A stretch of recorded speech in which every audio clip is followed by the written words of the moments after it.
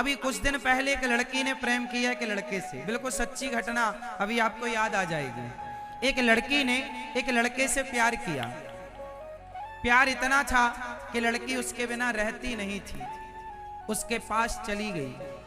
क्या तुम हमसे शादी करोगे? हाँ हाँ, लड़के ने कहा जरूर करेंगे, पर अभी नहीं, 2 महीने बाद। लड़की बोली ठीक है।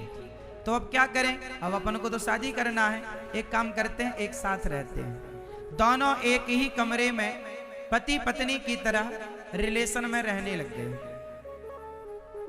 दोनों साथ में रहने लग गए।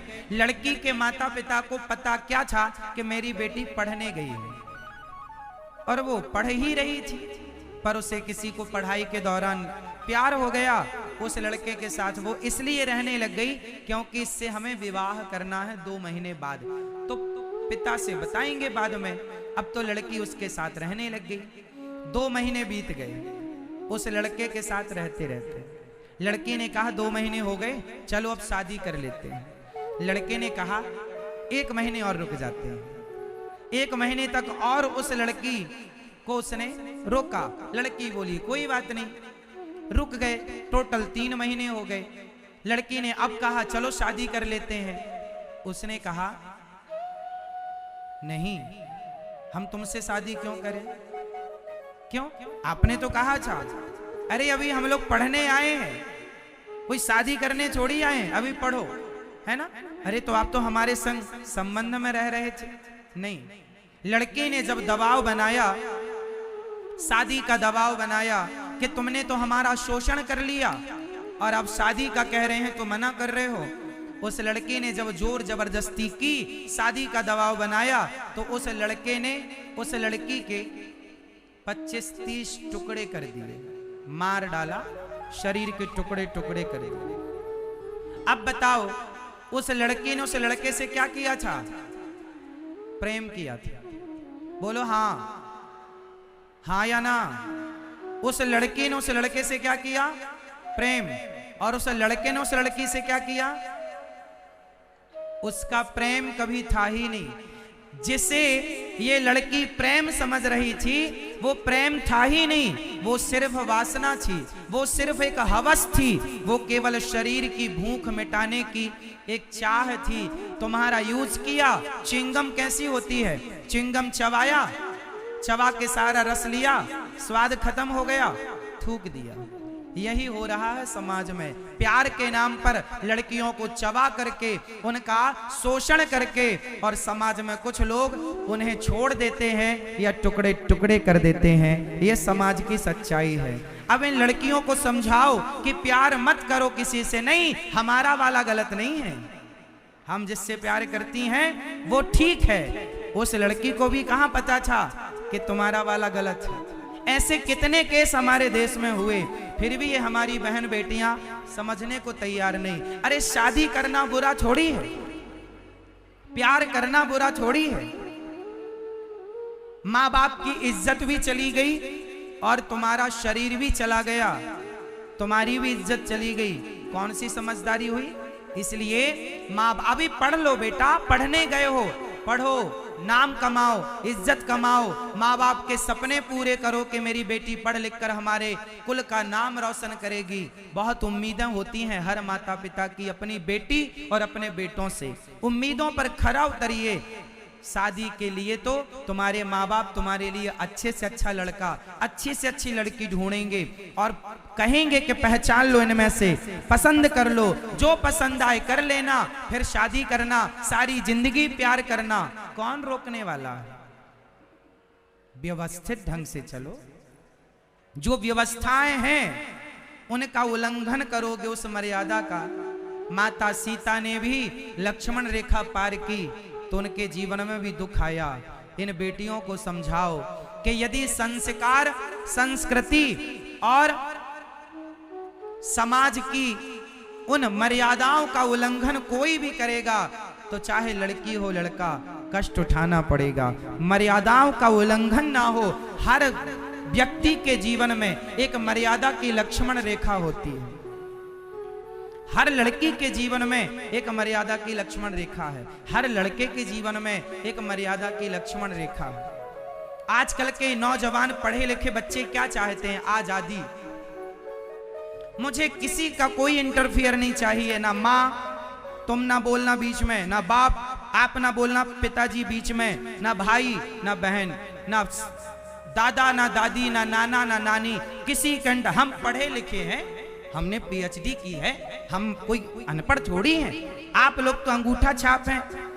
लड़की कहती है हम पढ़े लिखे हैं, टॉप किया है हमने। तुम क्या जानते हो? हम इतना कुछ जानते हैं, इतना पढ़े, इतनी दुनिया देखे, अपना डिसीजन हम खुद ले सकते हैं। हमें आजादी चाहिए, किसी का बंधन नहीं चाहिए। वो जमाना गया जब लड़कियां, जब बहुएं लंबा घूंघट डाल के रहती थीं। आज तो हम जरा जरा से कपड़े में रहेंगी, क्योंकि हम आजाद हैं।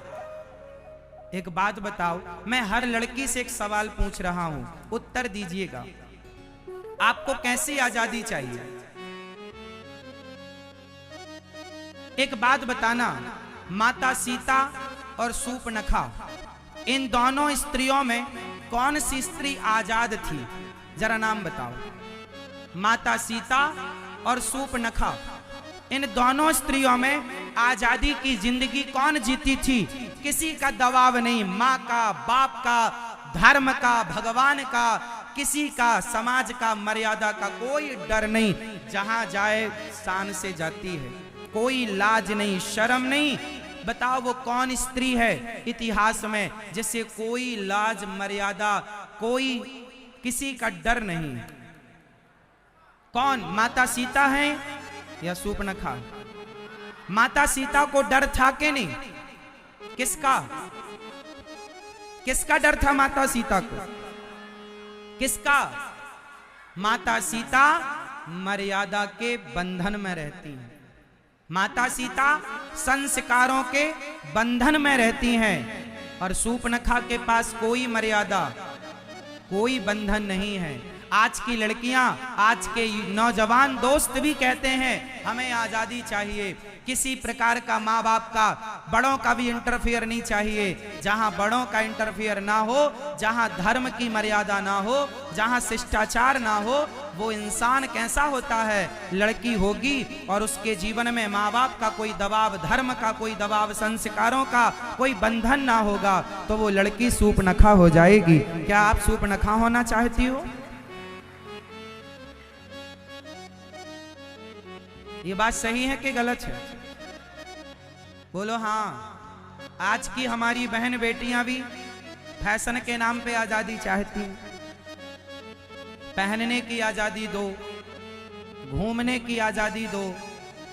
आजादी अच्छा है, पर आजादी भी मर्यादित। आजादी भी मर्यादित। अमर्यादा में कुछ नहीं। घूमो ना, कौन मना कर रहा है? तुम्हारे पापा ही तुम्हें घुमाने ले जाते हैं। घूमो, कौन मना? उचित, उचित सब सही है। उचित बातें, उचित हंसना, उचित रोना, उचित सब सही है। अनुचित कुछ भी सही नहीं। राम जी और रावण, बताओ इन दोनों में कौन बंधन में था संस्कारों के? राम जी स्वतंत्र नहीं थे, राम जी आजाद नहीं हैं। राम जी अपने से बड़ों की मर्यादा में बंधे हुए हैं, और रावण किसी की मर्यादा में नहीं बंधा। इसलिए माता सीता को उठा कर ले जाता है। जो आदमी अपने माँ बाप की, जो गुरुजनों की और अपने धर्म की मर्यादा में नहीं बंधा, वो रावण जैसा हो जाएगा। तो क्या आज के युवाओं को रावण होना है? इसलिए प्रेम करना बुरा नहीं है, शादियां करनी बुरी नहीं है, पर शादियों के नाम पर जो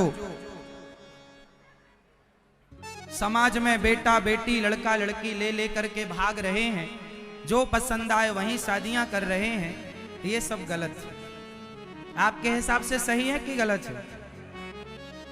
सही है? गलत है? माँ बाप कितनी प्लानिंग करते हैं बच्चों के लिए। जब आप छोटे से थे तो कहाँ पढ़ोगे, माँ बाप ने प्लानिंग की अच्छे से अच्छे स्कूल, स्कूल से कॉलेज गए तो अच्छे से अच्छे कॉलेज की प्लानिंग माँ बाप ने की।